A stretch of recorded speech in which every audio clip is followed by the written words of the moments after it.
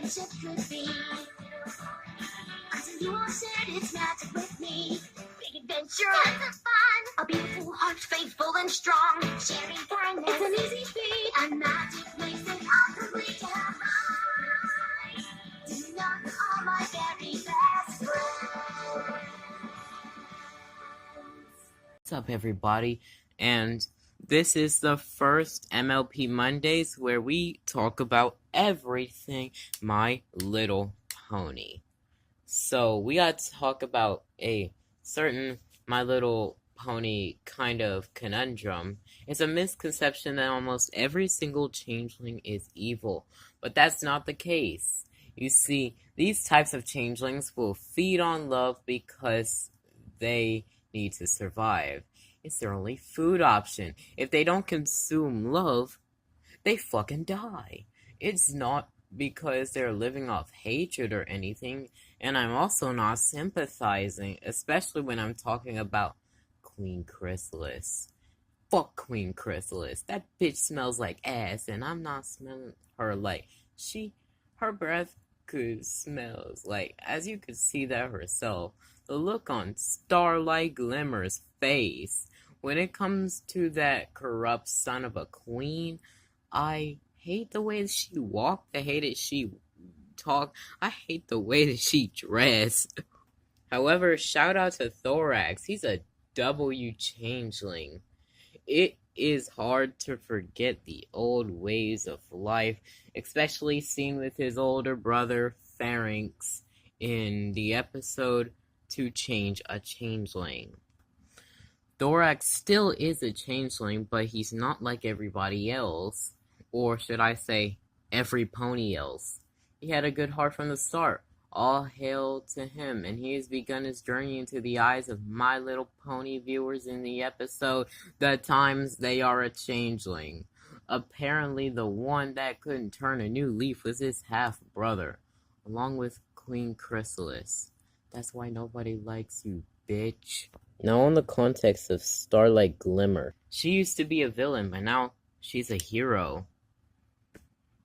And she sometimes had her own selfish ways, but she was the one that officially turned Thorax into a true hero. And one time, the main six actually visited the Changeling lands. And let's just say it was far different than when Queen Chrysalis, that motherfucker of a bitch, was. And it does spark up the question. I can hear the Chrysalis fans just coming, just running over here. And my question is, was Queen Chrysalis really born evil?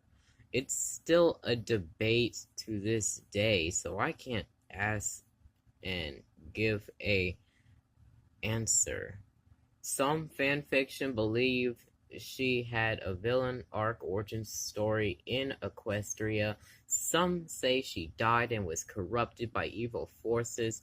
We may never know what her real intent was, or if she actually was evil from the beginning.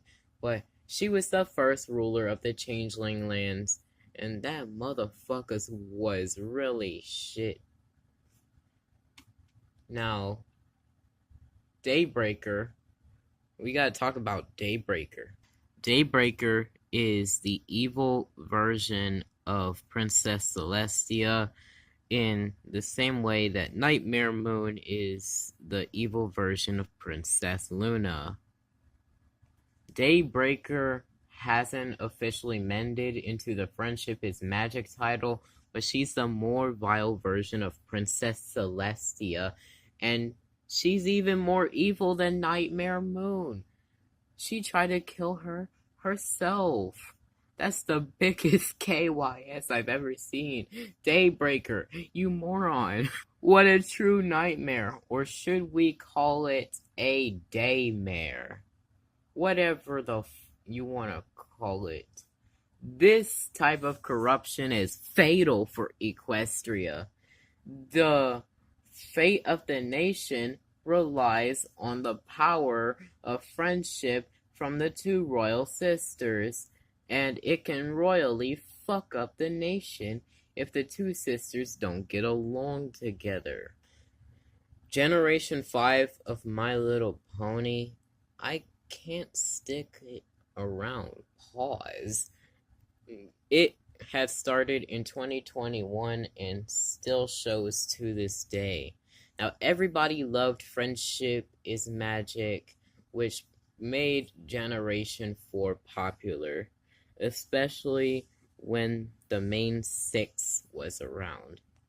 Friendship actually is magic, and I get what My Little Pony was going for. It was here from 2012 to 2019, but for the decade, Friendship is Magic went on until the year 2020. But I wish it could go on for longer because I'm a brony and I would watch that during the pandemic.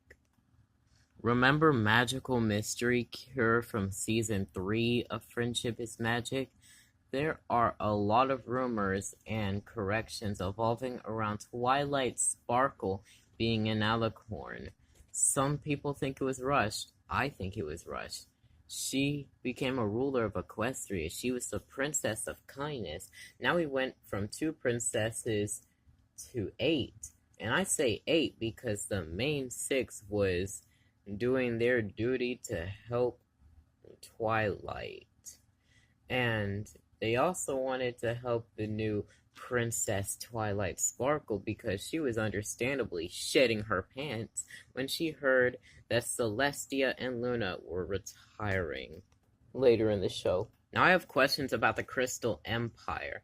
Are they their own independent nation, or are they part of Equestria, or do they have independence but have been ruled over by Equestria?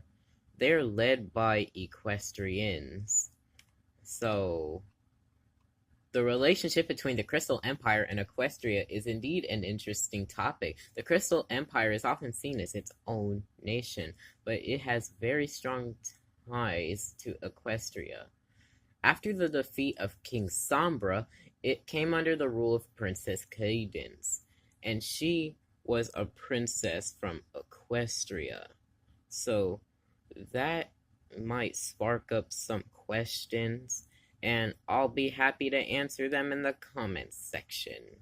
While Friendship is Magic was talking about the mares, we forget some of the stallions, like Shining Armor, Big Macintosh, also known as Big Mac.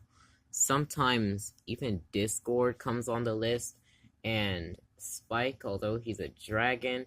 You got Flash, Sentry, and Cheese Sandwich, a party pony just like Pinkie Pie. So I hope that sheds some light on your day.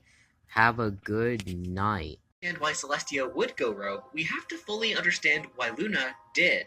We all know the story. The ponies enjoyed Celestia's day, but slept through Luna's night. Her jealousy boiled over, and she turned into Nightmare Moon.